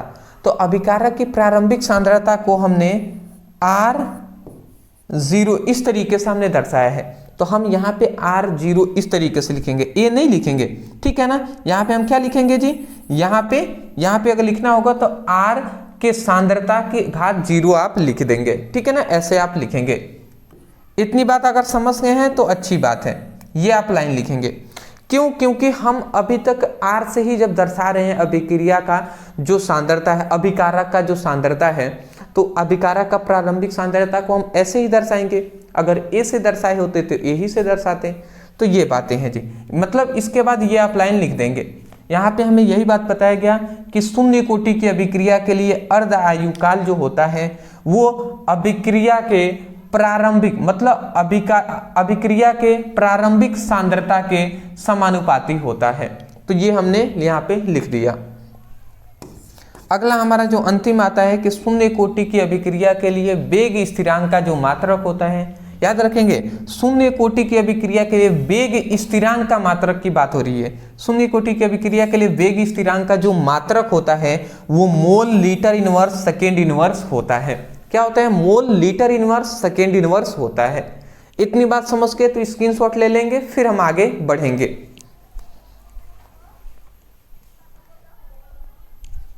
चलिए जी, बहुत अच्छा, चलिए आगे हम बढ़ते हैं। नेक्स्ट हमारा जो क्वेश्चन आता है आपको दिखाई दे रहा होगा कि आभासी एकाणुक अभिक्रिया को उदाहरण से समझाइए। अब आभासी एकाणुक अभिक्रिया क्या होता है इसको भी समझ लेते हैं। देखिए यहाँ पे हमें क्या लिखा गया है कि ऐसी अभिक्रिया जिसकी कोटि 1 हो परंतु आणविकता 1 न हो तो उसे हम क्या कहते हैं, आभासी एकाणुक अभिक्रिया कहते हैं। सिंपल सा, इसमें तो कुछ समझाना है नहीं।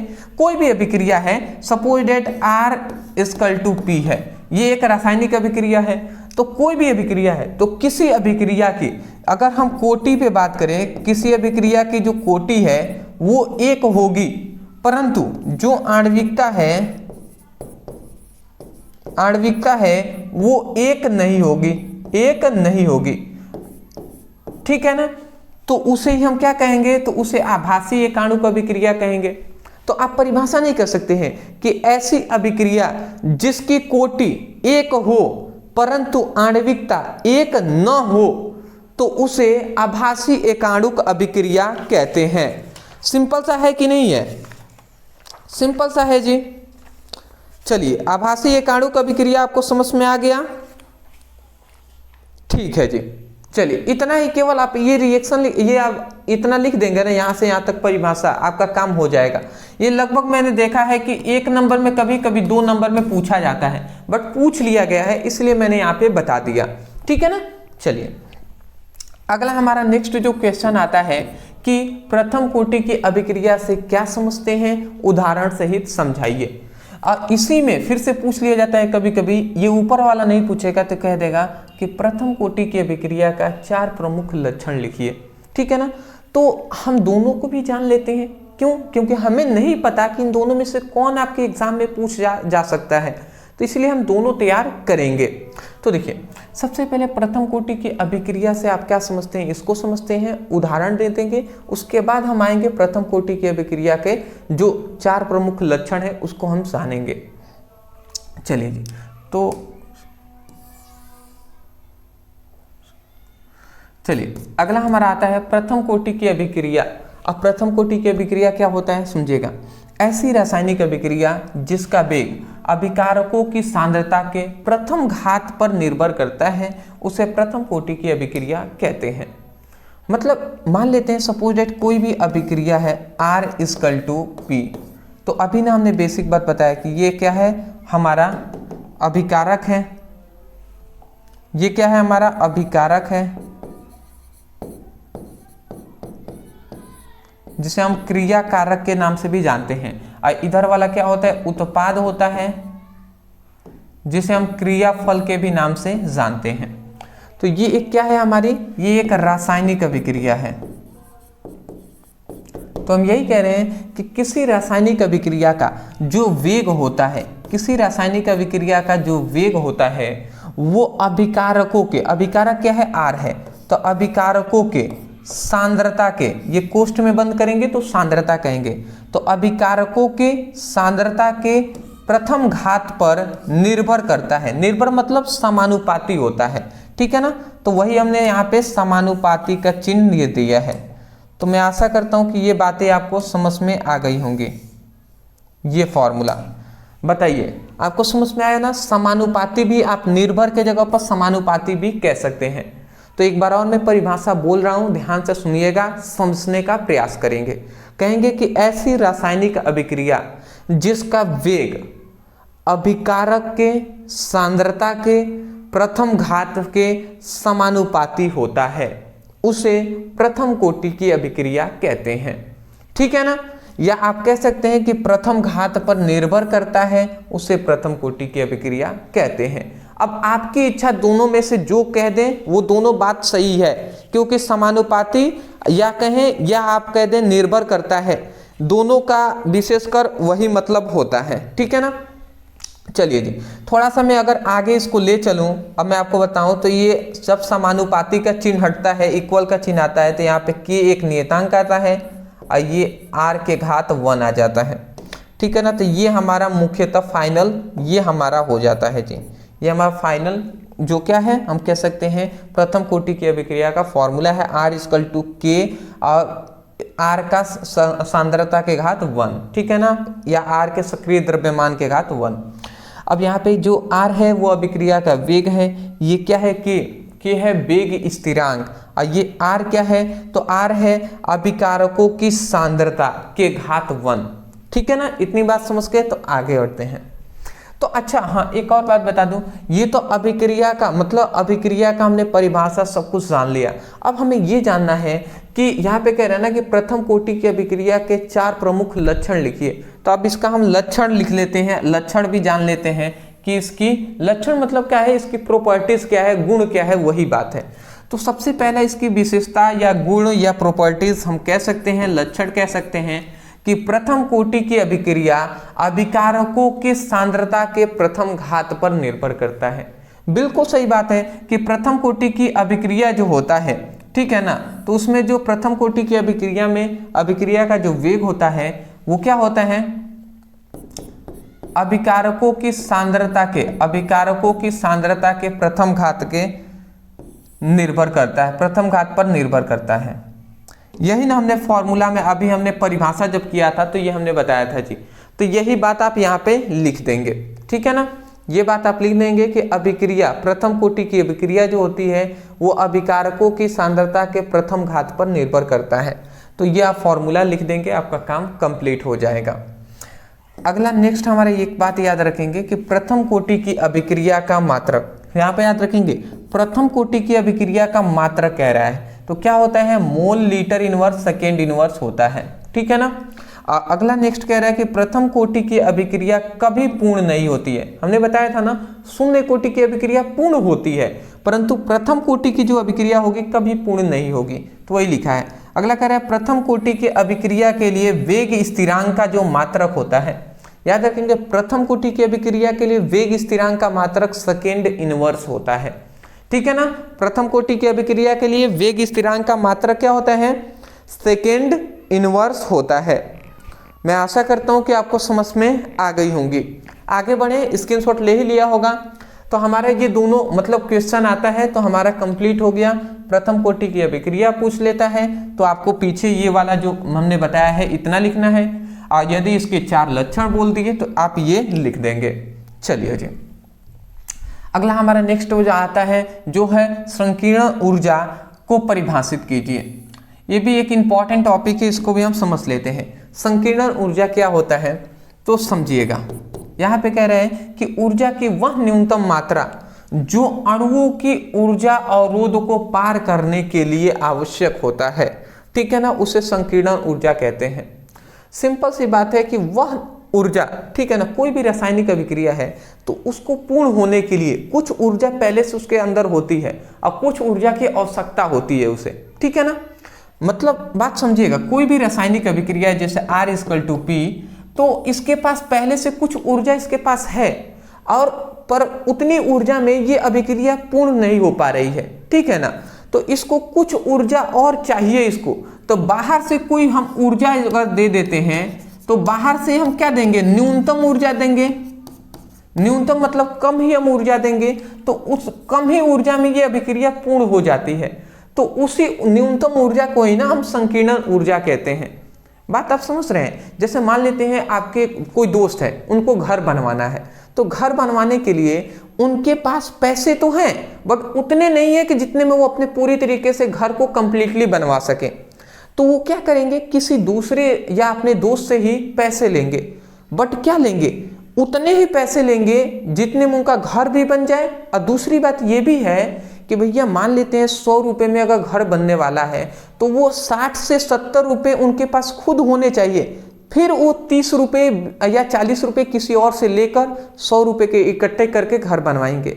100 रुपये में बनता नहीं है अगर, मैं जानता हूँ, बट एक बात मैं कह रहा हूँ, समझ रहे हैं। तो वो किसी और से ले रहे हैं तो वो न्यूनतम ऊर्जा ही तो कहलाएगी ना। क्यों? क्योंकि हमारे पास 60 है तो हम 40 ले रहे हैं, तो 60 से तो 40 कम ही है ना।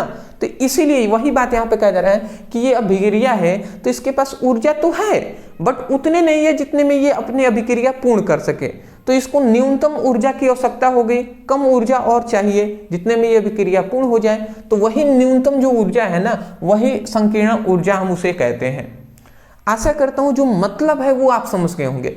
तो देखिए, मतलब अगर आप समझ गए तो वही बात यहाँ पे कहा जा रहा है कि ऊर्जा की वह न्यूनतम मात्रा जो अणुओं की ऊर्जा अवरोध को पार करने के लिए आवश्यक होता है उसे संकीर्ण ऊर्जा कहते हैं।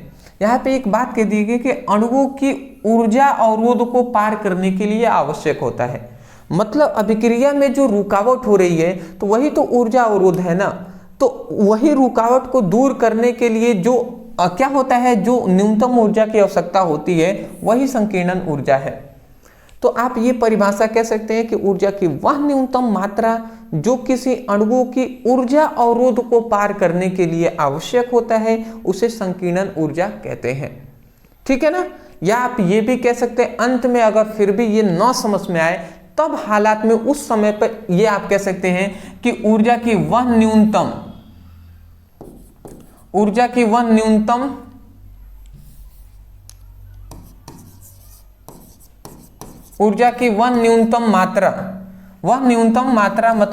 वह न्यूनतम ऊर्जा, या आप ये कह सकते हैं कि वह न्यूनतम ऊर्जा जो किसी रासायनिक अभिक्रिया को पूर्ण कराने के लिए आवश्यक होता है, जो किसी रासायनिक अभिक्रिया को पूर्ण कराने के लिए आवश्यक होता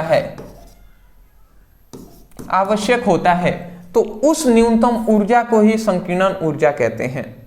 अंतिम समय में अगर फिर भी ये याद हो जाते हैं तो यही याद कीजिएगा, ज़्यादा सिंपल भी नहीं किया जाता है।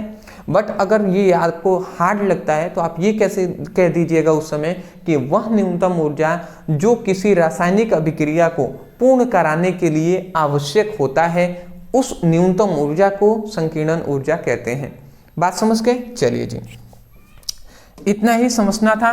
तो अब यहाँ पे 2 पॉइंट्स है जिसको आपको याद करना है। सबसे पहला है, इसे EA से प्रदर्शित करते हैं। EA इस तरीके से लिखेंगे, E लिख दिया फिर से नीचे A लिखेंगे, EA से प्रदर्शित करते हैं। इसका मात्रक मतलब संकीर्ण ऊर्जा का मात्रक होता है जूल इंटू मोल इनवर्स होता है, या इसको हम kilo joule into mole inverse कह सकते हैं। दोनों में से जो आपको ऑप्शन दे वो आप लिख दीजिएगा, नहीं ऑप्शन देता है दोनों आप मात्रक लिखेंगे इस तरीके से क्वेश्चन पूछता है तो, क्योंकि ऑब्जेक्टिव में भी पूछ लिया जाता है संकीर्ण ऊर्जा का मात्रक है। ऑप्शन आपको कौन सा दे कोई नहीं जानता, इसलिए मैंने दोनों आपको बता दिया, ठीक है ना। चलिए, एक और बात याद रखेंगे, ये संकीर्ण ऊर्जा का फॉर्मूला होता है जिसको आपको याद रखने की आवश्यकता है, जो क्या है, संकीर्ण ऊर्जा इक्वल टू देहली ऊर्जा बटे अणुओं के टकरों के पूर्ण निहित ऊर्जा, ठीक है ना। तो ये दोनों आप याद रखेंगे। चलिए आगे बढ़े, स्क्रीनशॉट ले लीजिए आप।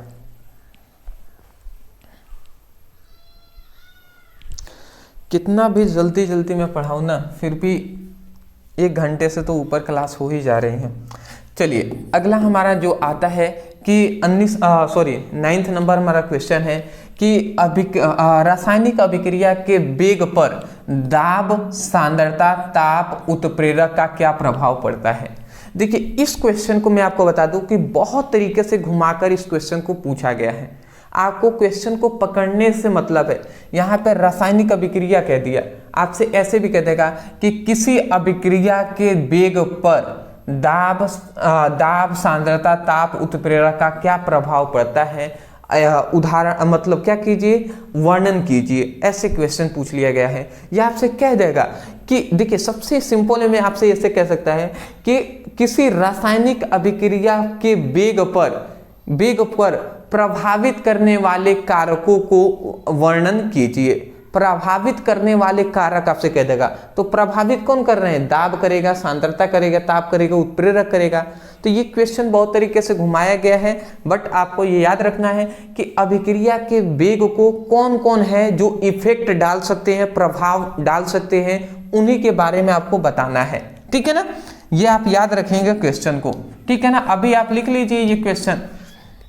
देखिए तो सबसे पहला देखिए आप ऊपर सबसे पहले एक हेडिंग डालेंगे, क्या डालेंगे कि रासायनिक अभिक्रिया के वेग पर दाब, सांद्रता, ताप, उत्प्रेरक का प्रभाव, ऐसे आप ऊपर एक हेडिंग डालेंगे। उसके नीचे आप लिखेंगे, पहला हेडिंग डालेंगे ये, अब वो हेडिंग क्या होगा कि अभिकारकों की सांद्रता।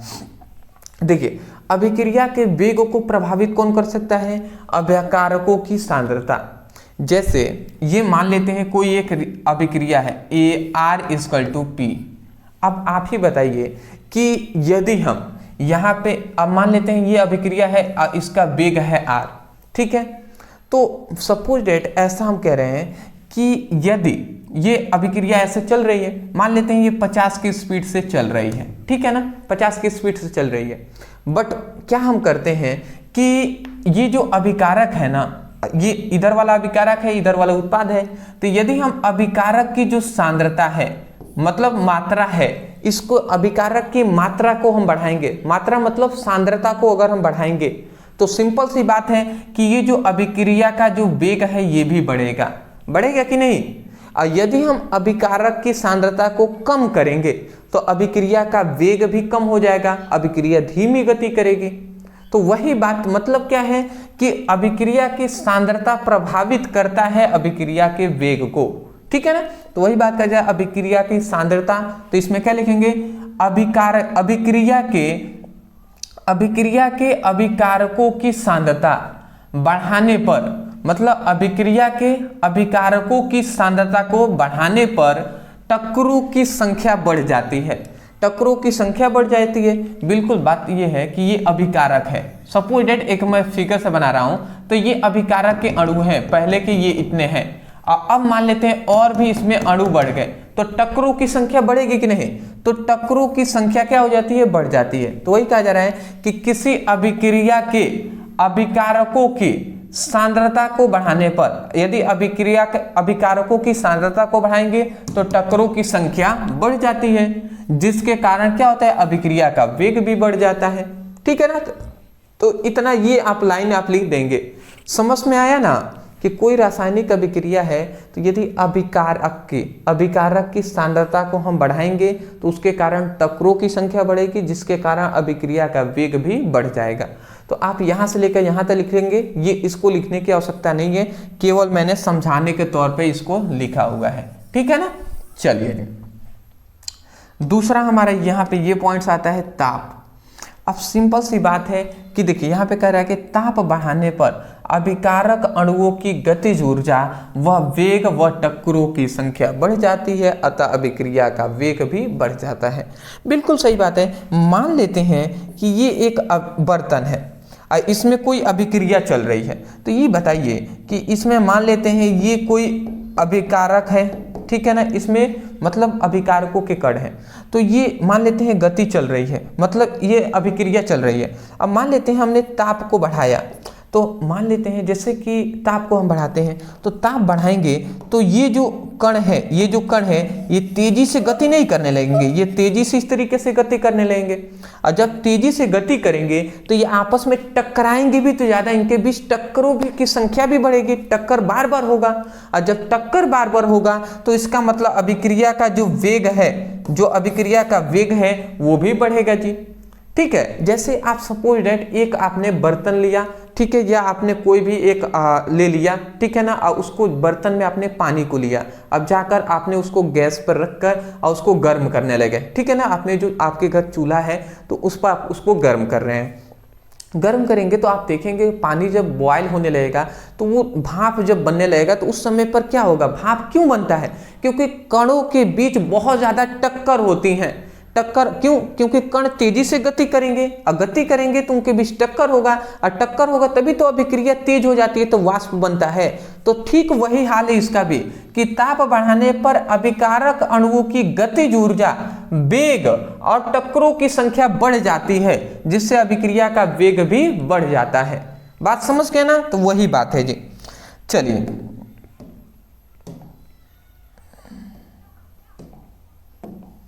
नेक्स्ट, इसका हम थोड़ा सा इरेज करते रहें। देखिए बात आपको ये थोड़ा सा ना अपने दिमाग से, माइंड से सोचना पड़ेगा कि ये सच में वास्तव में कैसे हो रहे हैं, तब आपको समझ में आएगा, ठीक है ना। अगला आता है उत्प्रेरक। उत्प्रेरक का मतलब आप समझते हैं, जैसे कि मान लेते हैं कोई व्यक्ति है और कुछ भी आप एग्जाम्पल ले सकते हैं, हताश हो गया है, निराश हो गया है किसी चीज़ के लिए। मान लेते हैं उन्होंने अच्छे से पढ़ाई किया, अब पढ़ाई में उन्होंने मान लेते हैं कॉम्पिटिटिव एग्जाम की तैयारी कर रहे हैं, उन्होंने पेपर दिया और पेपर उनका निकला नहीं, ठीक है ना, मतलब वो पेपर में पास नहीं हुए, तो वो हताश हो गए, निराश हो गए। तो जब निराश हो जाते हैं तो आपको कोई मोटिवेट करता है, तो जो मोटिवेट आपको कर रहा है, क्यों मोटिवेट कर रहा है कि आप फिर से आप मतलब खड़े हो, अपने पढ़ाई फिर से स्टार्ट करें और तैयारी करें। तो जो आपको मोटिवेट किया वो उत्प्रेरक है वो, ठीक है, जो मोटिवेट करता है वो उत्प्रेरक होता है, ठीक है ना, उसी को उत्प्रेरक कहते हैं। समझ रहे हैं ना। वैसे ही अभिक्रिया में उत्प्रेरक उसका नाम दिया गया है। हम लोग ऐसे अपने लाइफ में मोटिवेशन हम कहते हैं कि मोटिवेट हमको कर रहे हैं, तो वो उत्प्रेरक का ही कार्य करते हैं। वैसे अभिक्रिया में भी उत्प्रेरक होता है, और ये उत्प्रेरक क्या करता है, कोई भी अभिक्रिया है तो अभिक्रिया का जो वेग है ना, उसके वेग को बढ़ा देगा या घटा देगा। जैसे मोटिवेट जो हमें करेंगे वो अगर हमें चाहे तो हमें नीचे भी गिरा सकते हैं, हमारी जो हताशा है उसको और भी हताश कर सकते हैं। अब वही अगर चाहें तो वो हमको ऊपर की तरफ ले जा सकते हैं, हताशा से हमें दूर भी निकाल सकते हैं। बात समझ रहे हैं। तो वैसे ही उत्प्रेरक भी होता है। उत्प्रेरक क्या है, तो देखिए एक होता है धनात्मक उत्प्रेरक, एक होता है ऋणात्मक उत्प्रेरक। तो धनात्मक उत्प्रेरक क्या करता है, अभिक्रिया के वेग को बढ़ा देगा, ठीक है ना, और ऋणात्मक उत्प्रेरक अभिक्रिया के वेग को गिरा देगा। तो वही बात यहाँ पे कह रहा है कि धनात्मक उत्प्रेरक अभिक्रिया के वेग को बढ़ा देता है, ठीक है ना, परंतु याद रखेंगे क्योंकि वह संकीर्णन ऊर्जा के मान को घटा देता है। मतलब धनात्मक उत्प्रेरक है, अभिक्रिया के वेग को तो बढ़ा देगा, क्यों, क्योंकि संकीर्णन ऊर्जा का मान को घटा देता है। जब संकीर्णन ऊर्जा का मान घटेगा तभी जाकर अभिक्रिया का जो वेग है वो बढ़ेगा। परंतु ऋणात्मक जो उत्प्रेरक होता है, जबकि ऋणात्मक उत्प्रेरक अभिक्रिया के वेग को घटा देता है, ठीक है ना, निगेटिव वाला है तो घटाएगा ही, जिसके कारण मतलब क्या होता है, क्योंकि संकीर्णन ऊर्जा जो होता है उसके मान को बढ़ा देता है, ठीक है ना। तो ये थोड़ा सा अपोजिट है, मतलब धनात्मक उत्प्रेरक अभिक्रिया के वेग को बढ़ा देता है। क्यों बढ़ा, क्योंकि संकीर्णन ऊर्जा का मान क्या हो गया, घट गया। परंतु ऋणात्मक उत्प्रेरक क्या करता है, निगेटिव वाला अभिक्रिया के वेग को घटा देता है, डाउन कर देता है। क्यों, क्योंकि संकीर्णन ऊर्जा के मान को बढ़ा देता है। दोनों आपस में अपोजिट टाइप से आपको लग रहे होंगे, एक बार दो बार पढ़ेंगे ना समझ में आ जाएगा। अगला आता है दाब। अब देखिए दाब मतलब क्या होता है, प्रेशर, ठीक है ना। तो दाब से भी अभिक्रिया का वेग बढ़ता है, ठीक है ना। क्यों, क्योंकि मान लेते हैं एक बर्तन है, अब इस पर हम अगर दाब लगाते हैं, दाब लगाएंगे तो कणों की गतिज ऊर्जा तेजी से होने लगेगी, और तेजी से होने लगेगी टक्करों की संख्या बढ़ेगी, और टक्करों की संख्या बढ़ेगी तो दाब भी बढ़ेगा। तो वही कहा जा रहा है दाब बढ़ाने पर सांद्रता बढ़ती है। बिल्कुल सही बात है, सांद्रता बढ़ेगी जी। सांद्रता मतलब कण पास पास आएंगे, ठीक है ना। तो सांद्रता बढ़ती है जिससे टक्करों की संख्या बढ़ेगी। जब कण अधिक पास पास होंगे तो टक्कर होंगी कि नहीं, उनके बीच होंगे ही, ठीक है ना, जिसके कारण अभिक्रिया का वेग जो होता है, वेग का मान भी बढ़ जाता है, वही बात है।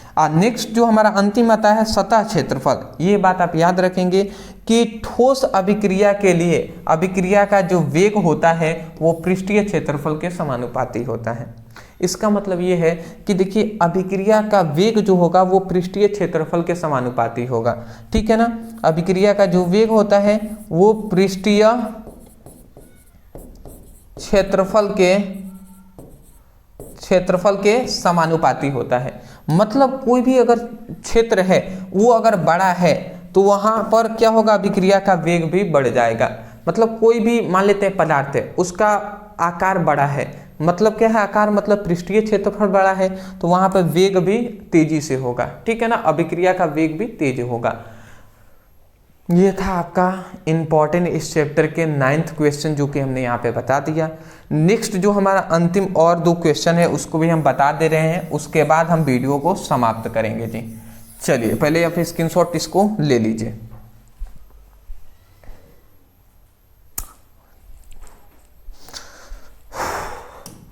अब देखिए 2 ये क्वेश्चन है जिसको आपको तैयार करने हैं, ठीक है ना, जिसको समझाने में कम से कम एक को 30 मिनट लगेंगे। इन दोनों को अगर मैं पढ़ाऊं तो आधे घंटे मुझे लग जाएंगे अगर अच्छे से एक्सप्लेन करनी है तो इसलिए मैं कहूँगा 1 घंटे फिर से इस क्लास में पढ़ाना मतलब मेरे लिए तो बहुत ही मुश्किल है। क्यों? क्योंकि मेरे पास उतनी एनर्जी भी बची नहीं है, ठीक है ना। बोलते बोलते गला जो है ना वो सूख गया है, आपको शायद अनुभव नहीं हो रहा होगा। सबसे ज़्यादा एनर्जी जो लॉस कहाँ पे होती है तो वो होती है बोलने में, ठीक है ना।